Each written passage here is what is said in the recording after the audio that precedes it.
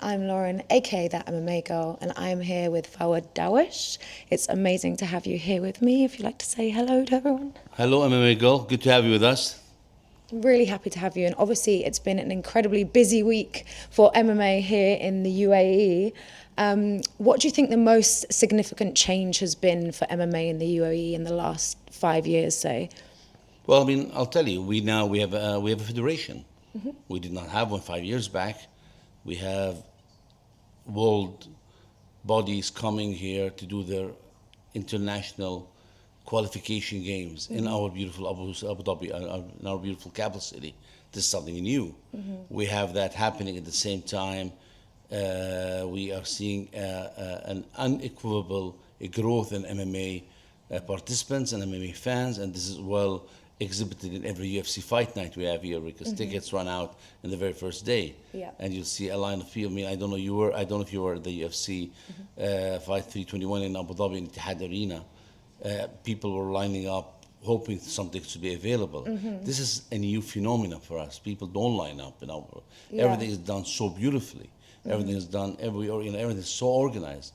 But I'll tell you what, there is a significant change or transformation on the way Abu Dhabi is seen from the world. For many years, we were hosting events that's not ours. Yeah. But today, Abu Dhabi is hosting events from within. We are the event. Yeah. We are exporting our talent. This is something significant. This is what we have done in the last 5 years when it comes to the MMA paradigm. Amazing. Yeah. And obviously the youth in the UAE, martial arts is a huge part of it. Absolutely. I saw a recent interview that you did also saying that there's a lot of women in martial arts here, and there's a lot of women training jiu-jitsu, and there's a high percentage of that. What's your recommendation for women in martial arts? Not necessarily competing professionally, but obviously you have a lot of amazing fighters on UAE Warriors. What would your advice be for women in martial arts? I mean, like MMA lady, I like that. We are in Abu Dhabi.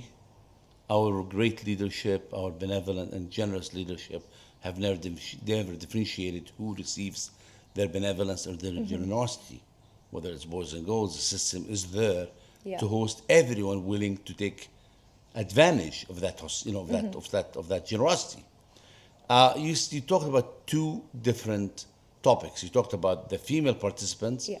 in And our the youth. Jiu-Jitsu program, and you talked about the UAE Warriors. But I also salute you for that because in as distant as they are, they're also close. Yeah. They're close-knitted. Let me answer you by our female participation in our Jiu-Jitsu training program.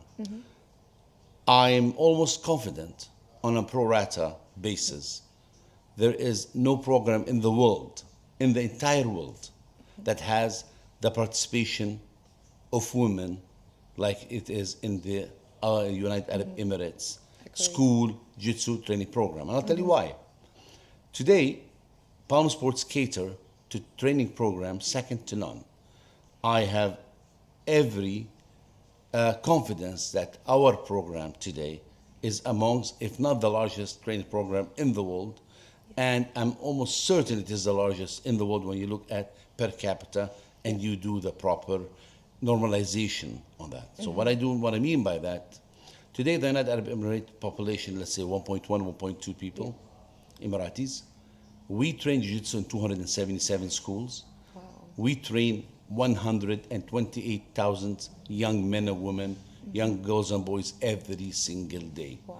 Today, jiu-jitsu is not a sport, nor is it a leisure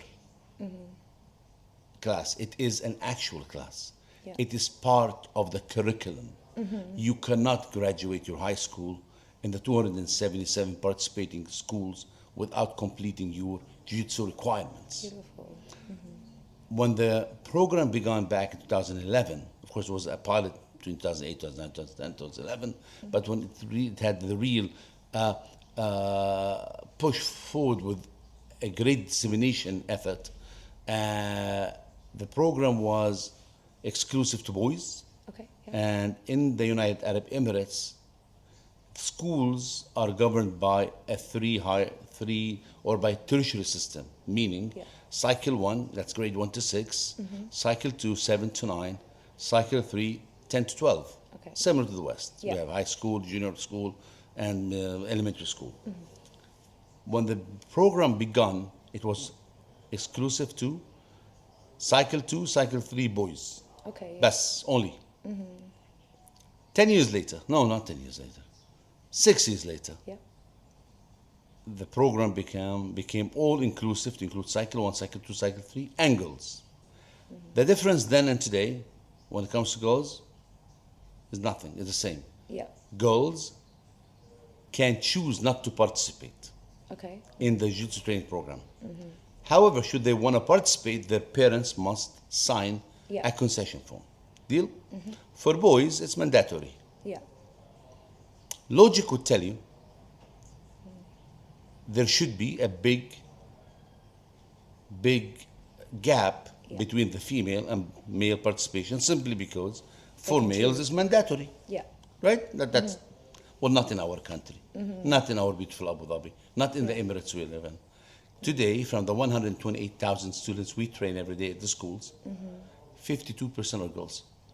Yes, That's amazing. yes, that is amazing. So, if anything, that tells you how empowering the program is, how empowering our great and benevolent and generous leadership is. Yeah, and it's obviously very empowering for women to be able to learn that as well.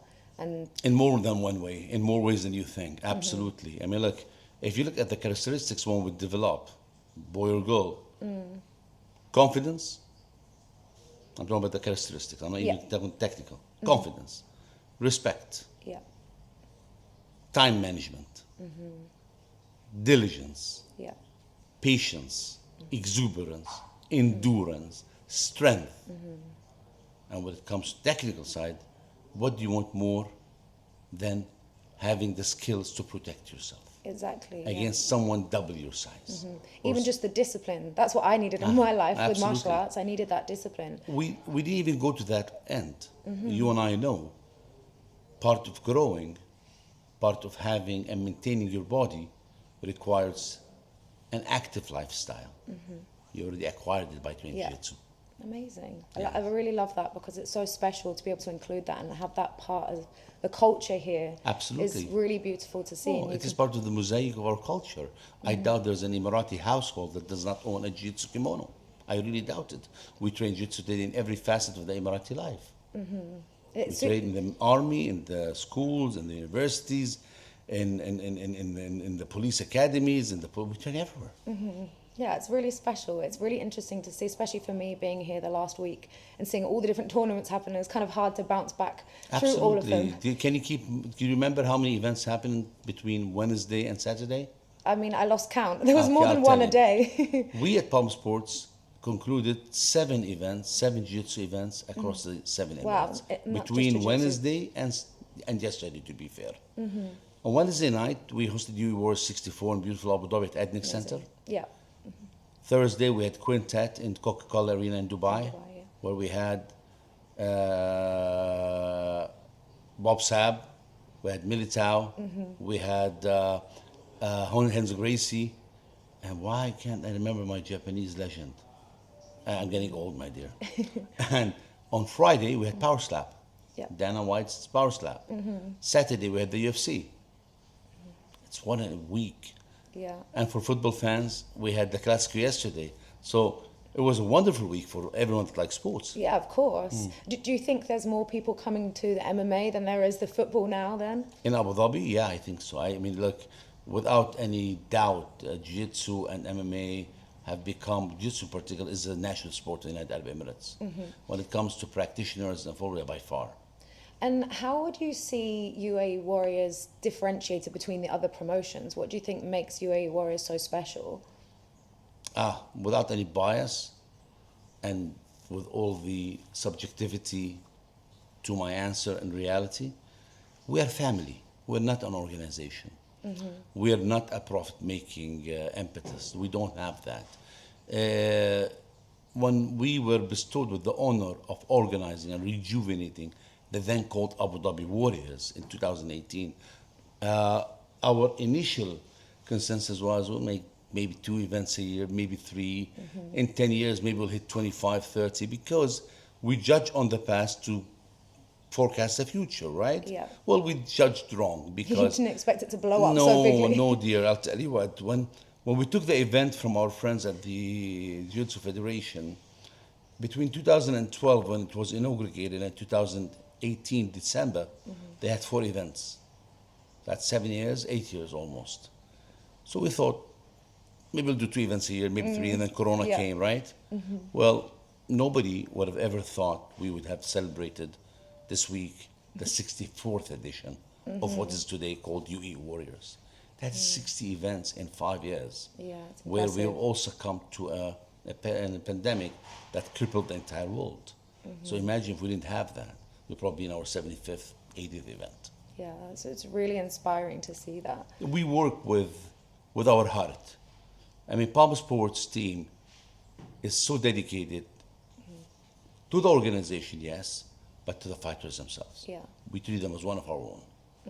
So what advice would you give to an upcoming fighter if they want to eventually be part of that family? What advice would you give? Both, I guess, outside training and inside training. What do you think they should be focusing on? You need to have heart. Don't give up. Yeah. Strong. Stay strong. Believe in oneself. Don't wait for anyone to pick you up. Don't.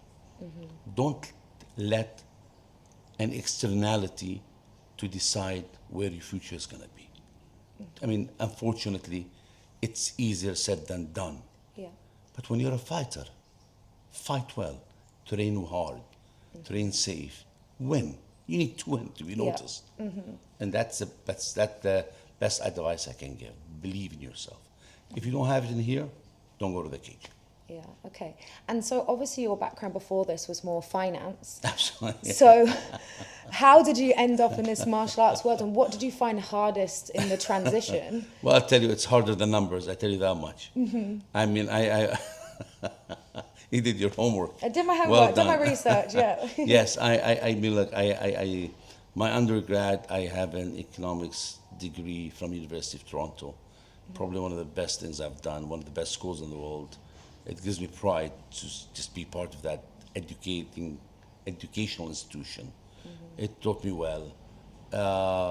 And obviously, I had it in me to accept challenges. I thrive with challenges. Yeah. I hate monotony. And I'll tell you, I'm in a place where there is zero chance for Absolutely monotony. not. I mean, I love the fact I cannot in any way foresee what I'm going to do on Wednesday and Thursday, and it's Monday today. It has goods and bads. How I ended up being here, good fortune, my mother's blessings, I don't know, Yeah. God's good blessings for sure. I mean, our chairman, Abin Hashmi, is a brother, Amor. He was kind enough to be patient with me to come after a year of his initial offering. And when he asked me to join, I was an executive vice president of one of the biggest intermediary banks in the region. I was overseeing operations in 13 different countries. As a board director in 12 different companies, 4 of them were listed abroad. I never thought in my best dreams I would be working in a jiu-jitsu training company. No, I never did. So when I was in Kuwait and Abminim and I met then, he said, it's time to come back home. I mean, Abu Dhabi was always home. Even when I was in Kuwait, I was driving with Abu Dhabi plate numbers. Abu Dhabi has it's my yearning, it's my calling. You know, like this Your is, heart was I'm here. not saying this because I'm being recorded. This is a fact. I arrived to Abu Dhabi in 2001, June 2001 from Toronto. I knew it was home. This is where I want to be. This is where I want to live. This is where I want to die. And everything good that happened to my life happened here. I grew a family here. I have 3 daughters who are 19 years old. I have triplets. Oh, I have, amazing. yes, they're in university now. I have my baby Zaid. He's 5 years old now. I have a wonderful family. I have a wonderful family at Palm Sports. I have a great association with a mother company, IHC. I have everything a professional would dream and more. I'm part of an ecosystem that is overseen by our leadership. Their personal care to this paradigm makes us all thrilled to be part of it and gives us all the inducement and all the fuel to continue working when we don't burn out. Did you notice? And like we had the Warriors, we finished at 1:30 in the morning, one of the latest ever Warriors to end. Yeah. 7:15 I was here in the office, and 80% of my team was here. We are thrilled to be doing what we're doing. So moving from the banking sector to Palm Sports seemed a bit difficult to me. I'll tell you, I did not enjoy the first 6 months of me being at Palm Sport. It was a very difficult transition time because my life was binary. Everything I did in the past 5 years in my previous job was based on what I do. Yeah. There was no room for personality and who likes what and it doesn't exist. You know, when you're a banker, you're a banker. Your output is what dictates your success. Yeah. Your success is not based on me or you being liked by X. It doesn't work that way. When I came here the first few months, it was a bit different. There's so much personal interconnection, which I love, but it comes at a cost of many things. So it took me 6 months to understand the fabric of the company. And there was lots of rectifications we had to do. I cannot deny that. But today, I probably would not be far from the truth and boasting and I'm not being in any way biased when I state Palm Sports is amongst the best governed sports companies in the world. Not here, in the world. So yes, it was a difficult transition. And if you'd ask me, if we change your question as what made it easier for me, is the people working in here. Yeah. I did not change anyone. Nobody. Normally, when you're in the banking world or in the banking realm, you come in and you move people, you bring your own team. I promise you, I did not. Every manager that you see today was here before me. And the team that manages the head office with me, their average tenure is 8.7 years. If there's something I'm proud of at my tenure at Palm Sports, in the last 10 years, maybe 5 or 6 people left us. Maybe this year 2 or 3 people left us because we've become so good in what we do. Other companies are taking good people from me. Yeah. And something I don't ever do, I don't stop people reaching their dreams. It's never about money, my dear. I think family is the key word that you mentioned as well. It's family. You know? It's family. We are a true family.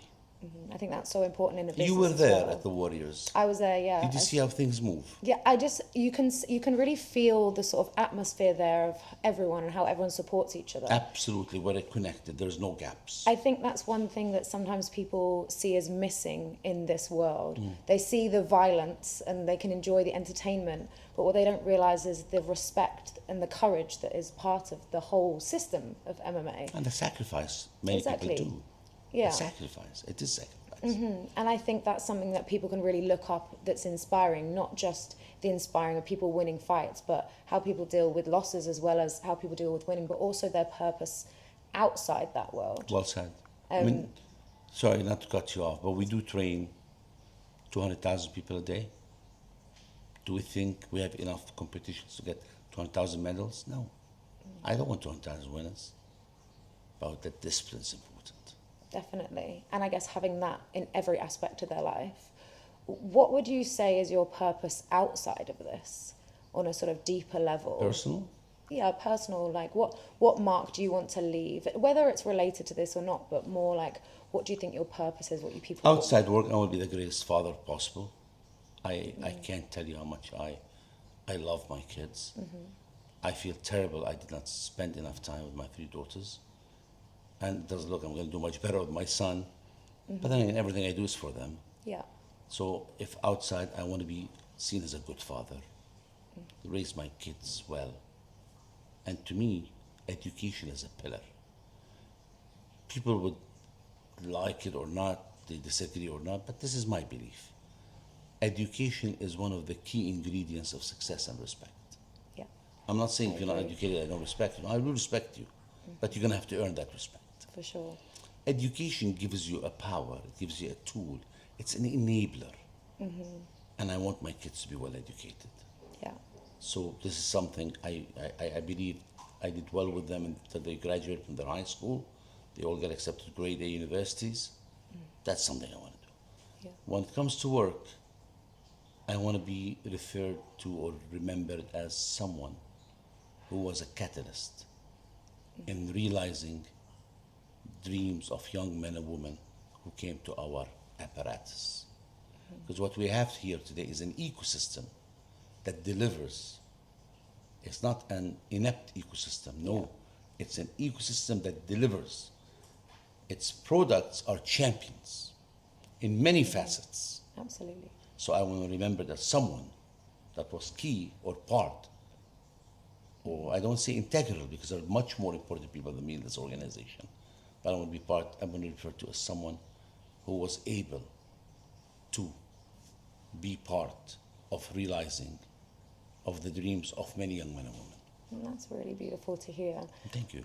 Obviously, you're very inspiring to a lot of people. Thank you. I don't know if that's they're true. looking up to you. Yeah. What's something that you've learned from the fighters that they've taught you? Look, I wish I can share with you some of the stories of the fighters. I had the pleasure and the privilege and the honor of knowing some of the fighters, their families, Yeah. and their adversities. I don't want to go and celebrate only. I want to go and be a stone you can climb on. I want to be someone you can use to pull yourself up. I want to be that pendulum that's going to bring equity to your life. And some of those fighters' stories are ever inspiring. You think, I'm inspiring? No. Hala, I don't want to dwell on my personal life, but I tell you, I've lived 7 countries. I did my high school in 4 different countries, and it wasn't easy. We moved from one country to another because of the war, lost friends, lost our home, lost things, but never my memories, never my strength, never my perseverance, never my belief in Allah, never my belief in my family. And when I relate to many of the fighters who came from distant places, following a dream with minimal, bare minimal, sometimes not enough to eat that particular day, but they did not give up. So I have learned we're not all given an equal parity when it comes to realizing one's dream. We're not all given an equal opportunity to fulfill our potential. Yeah. It is a matter of survival. And those who are strong in their head and believe in their heart will always succeed. I learned to stay strong and not give up. And I learned to be certain I dictate my fate, no one else will. Wow, that's a really strong message. It's really great to I hope hear. so. Now, I don't want to keep you too much On the longer. contrary. But lastly, what I'd like to ask is there anything that people never ask you about that you wish they did? To be honest, that is a very unorthodox question because if I don't remember when I'm asked because I'm very, very fortunate. I have a good number of people ask me things related to work. My personal life is very, very cherished and very embraced. Like a question that I have not asked enough is, what did my parents mean to me, for example? I never have the chance to talk about my parents. I talk about my work, I talk about my kids, I talk about my boss, I talk about my previous boss, but never about my parents. My father was my best friend, and I miss him every second, my dear. There's not one day that passes I don't remember him. And the reason I mention this, I hope my message is conveyed, and I hope you become very famous, and many people hear this. Embrace your time with your father. Believe me, I would do so much just to go back in time and give him a hug. Yeah.